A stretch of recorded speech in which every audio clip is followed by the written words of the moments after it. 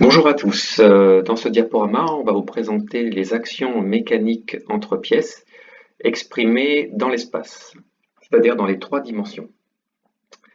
Alors, quand on assemble deux pièces, par exemple ici une liaison pivot, eh bien, on a un contact entre ces deux pièces. C'est-à-dire qu'on a un contact de la surface bleue sur la surface bleue, comme on l'a vu juste avant, et un contact de la surface rouge sur la surface rouge. Donc, un contact plan sur plan et un contact cylindre sur cylindre. On a numéroté les pièces, la pièce numéro 1 et la pièce numéro 2. Et au centre, on a une liaison. Et on a étudié précédemment les liaisons mécaniques entre deux pièces. Et pour une liaison pivot, eh bien, on a un centre de liaison et les deux pièces que l'on étudie. L'action mécanique, on la positionnera au centre de la liaison mécanique, ici A. On a donc en A une action soit de 1 sur 2, ou en A, une action de 2 sur 1. Tout dépend du point de vue où l'on se place.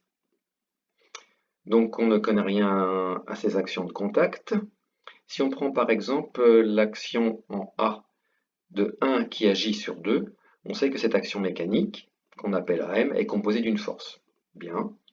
Alors on va dire qu'il y a une force suivant l'axe X, suivant l'axe Y et suivant l'axe Z.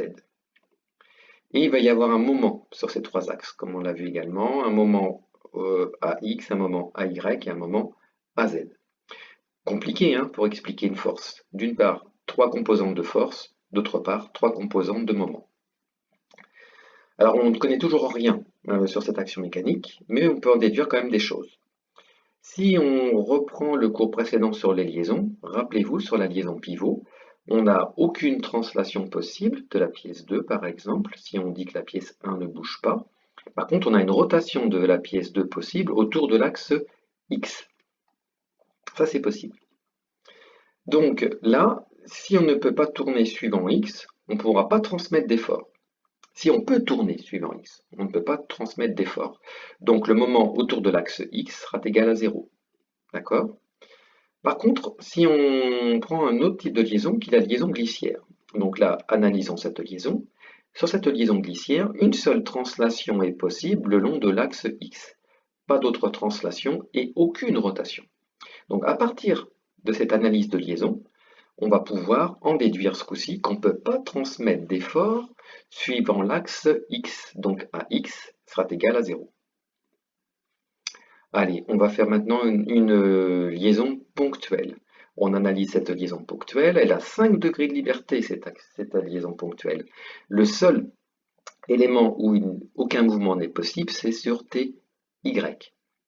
Donc, deux translations possibles suivant X et trois rotations possibles autour des trois axes.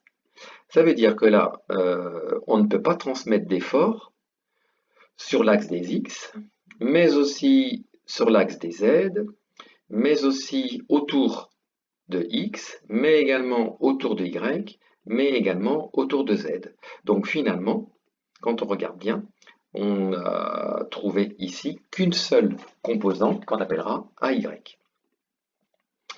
Alors, le problème est plan. Alors, beaucoup de systèmes peuvent être étudiés dans un plan. C'est-à-dire que là, précédemment, je vous ai parlé des forces exprimées dans les trois dimensions d'espace, ce qui est compliqué. Mais parfois, on peut se dire que finalement, on peut les exprimer uniquement avec l'axe X et l'axe Y. L'axe Z ne nous sert plus du tout. Alors, ça veut dire que quand même, dans ces cas-là, le plan OXY, on est dans ce plan, elles seront donc simplement engendrées que sur X et que sur Y. Et les moments, uniquement dans ces cas-là sur l'axe Z.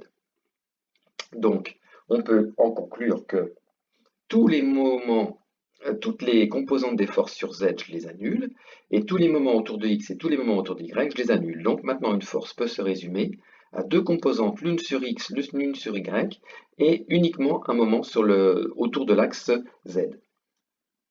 Voilà le sujet, et je vous souhaite une bonne journée. On a fini le cours sur les actions mécaniques de contact.